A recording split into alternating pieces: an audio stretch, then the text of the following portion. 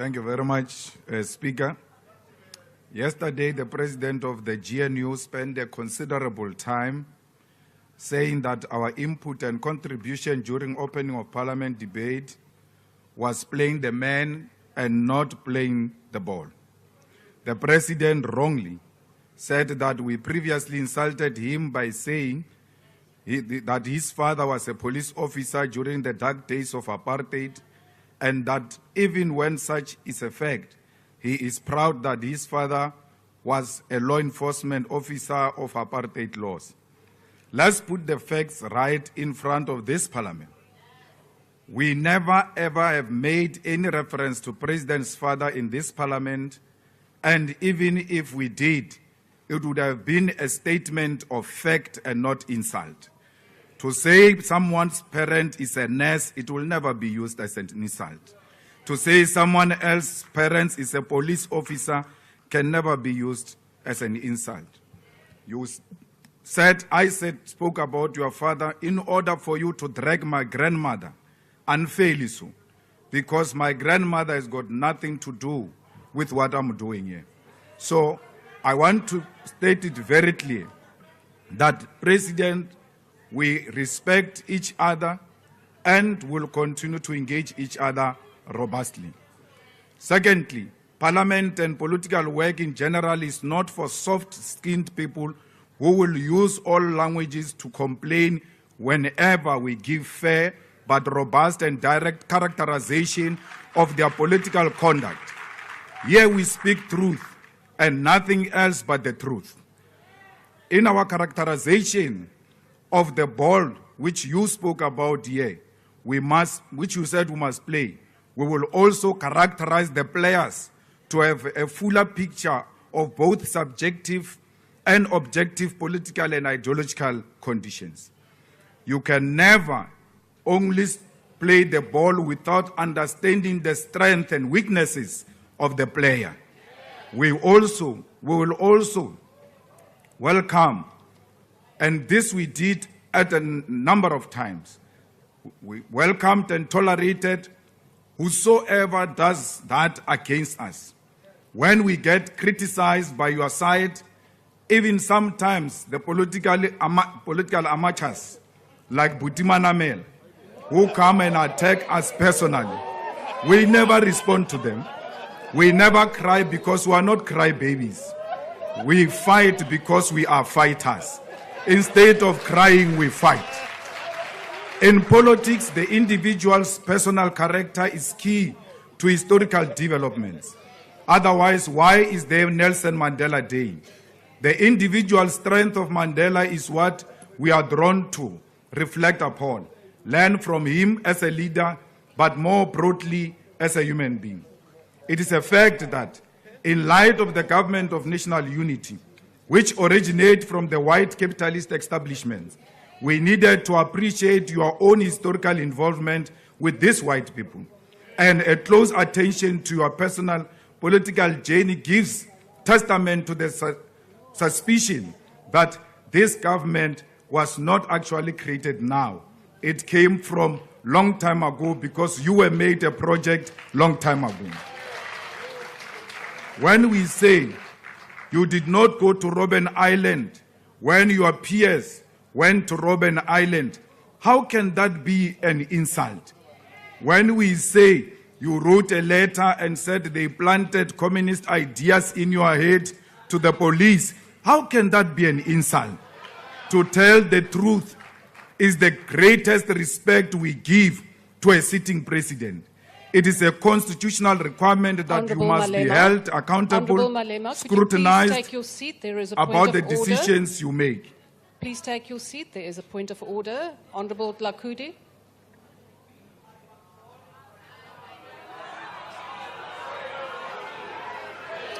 Thank you very much, Honourable Deputy Speaker. Honourable members, order. I cannot hear the Speaker. Honourable Deputy Speaker, I am standing on a point of order based on what the Honourable Malema said. Rule number 92.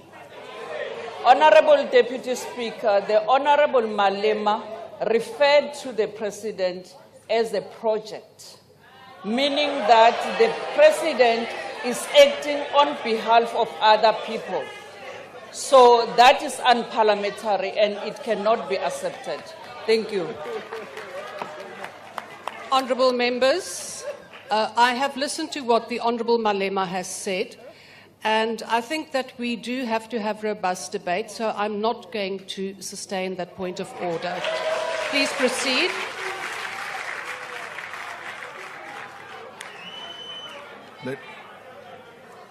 To tell you the truth is the greatest respect we give to a sitting president.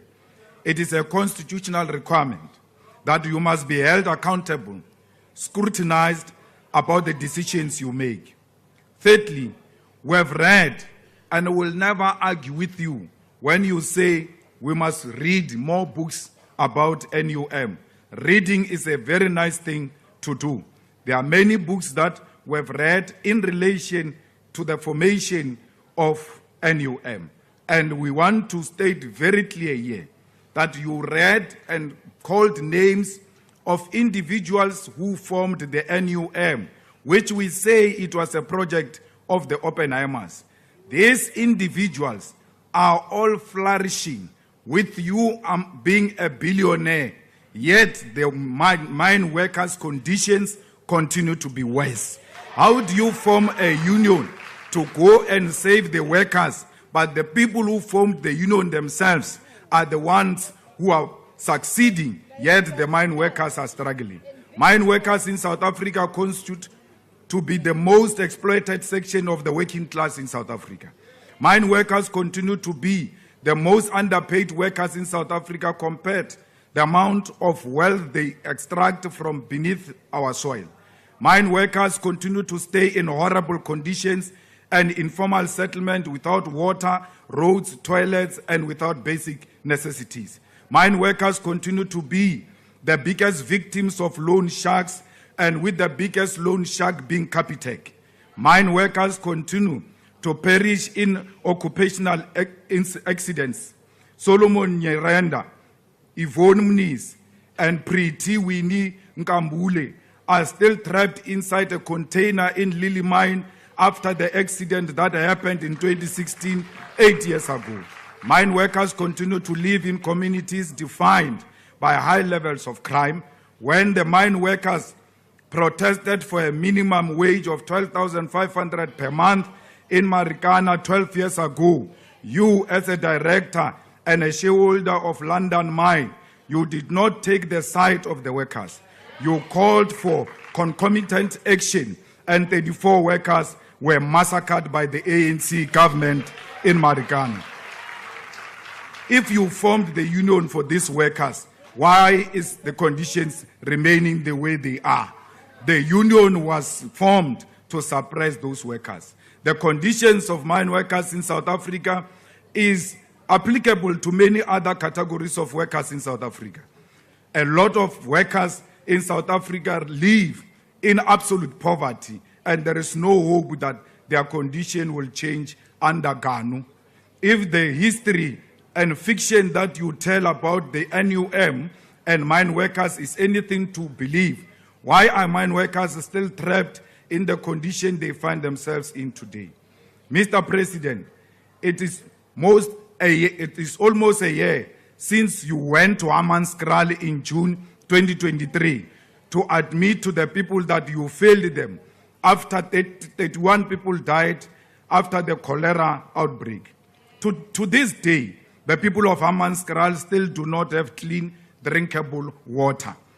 How can the president go into a place and find a crisis, and when he comes out of that place, the crisis remains? It doesn't only remain, it becomes worse. President, you went to Alexander and promised people 1 million houses. When we remind you that you promised people 1 million houses, you are going to say it's an insult. It's not an insult. Ke nnete. Le tsamaile lo botsa batho maka ba Alexander la re le tla ba fa 1 million houses. le mamotlhale le ntlo e tia le shidi asanga ya gagiwa after we ile kwa president wa botsa batho maka wa rutlo ba fa dintlo o tsamaile mo le minister Mkhunu la ya Giyane la fitla la botsa batho ba Giyane la re you are going to get water, and if you don't get water, action is going to be taken. What action? Minister Senzo Mkhunu is still a minister. If there was any action, it was supposed to be on him because the people of Giyane don't have water. Banu ba Giyane balaba mate, and you went to promise them water and you did not give them water. Here in Cape Town, you came here and established anti-gang unit. You said you are going to fight gangsterism here in Cape Town. After you left, the situation became even worse. Today, there are more police stations that are found here in the Western Cape, in Cape Town, which are involved in contact crimes. 4 out of 10 police stations in South Africa are found here, which are affected by drugs and gangsterism, which you said you formed a unit to deal with. You went to Mafike and called an imbizo and said the people must come and express themselves. Today, nothing has improved since you left Mafike. The people of Matlosana, Tswaing, Ratlo, Mafike, Madibe, and others do not have water, do not have dignified sanitation, and do not have roads, clinics, and clean parks. But because you make promises and fiction in your mind, these people are imagining their daily struggles. Mr. President, what is even more concerning is that even your 7th administration is characterized by fiction, supported by prepaid mainstream media. You continue with promises that you do not follow up on. Just recently, you went to the people of Kariega in Nelson Mandela Bay Metropolitan Municipality and promised them temporary houses in 30 days after they suffered recent floods. These people are still waiting for houses. 30 days has gone and passed. Until we clarify the roles and intentions, we will never support this budget vote 1 on the presidency because it is a waste of government resources. A lot of money is being spent on useless things instead of redirecting those resources into the projects that are beneficial to the people of South Africa. We don't understand. Why did you take intelligence and put it in your office instead of going to take the water crisis project of Hammanskraal and make it a presidential responsibility and deliver water? Let that water crisis sit in the office of the president if you mean it. We don't have a crisis of intelligence. That thing is imagination. The crisis is water in Giyane. Why is water not in the office of the president? Because that's what we are faced with. Why is crime not in the office of the president? You have something called evaluation and monitoring, which can monitor itself. How can it monitor other ministries? It has got no capacity to monitor itself. So we are making a call that instead of having these useless departments in your office, bring police in your office, because crime is a serious issue in South Africa. Children are being killed, women are being raped. Those are matters that the president should be occupied with and be worried about. Not this thing of wanting to be with your faction in your office, even when it is not helpful to you. Let's take serious responsibilities into the office of the president. Let us reduce the cabinet and do away with deputy ministers. What you did to Honorable Sihle Zikalala is painful, that thing. When you see Sihle sitting down on a chair and that white man of a minister sitting next to him, but we fall Instead of just removing Sihle and closing that deputy ministry, you humiliate him in a manner you have done. Deputy ministers do not have a role to play. They are unnecessary. We put a lot of money in the offices of deputy ministers who are not even known by anyone. They walk around with bodyguards and people start asking themselves as to who is this one now with bodyguards. So we can save a lot of money by reducing cabinet, by removing deputy ministers.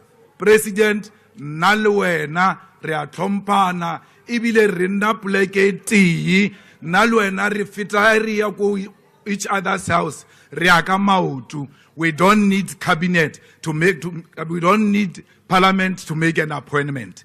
When we want to see each other, we have done so before. And I criticize you even when it is just the two of us. I'm not criticizing you here because I see these honorable members of parliament. We will continue to engage each other robustly. You asked me a question and said, where were you? It was biologically impossible for me to be there. So don't question me. Go and question my mother and my father why I was not there. But when the time came, I showed up. And when the time came, I never sold out. When the time came, I was never a collaborator. I came at an early age and nothing will remove me. Attempts were there to silence me with the story of being disrespectful. I'm not disrespectful. I engage robustly. Na ake chabi motho ke chaba maka ke bolela nnete.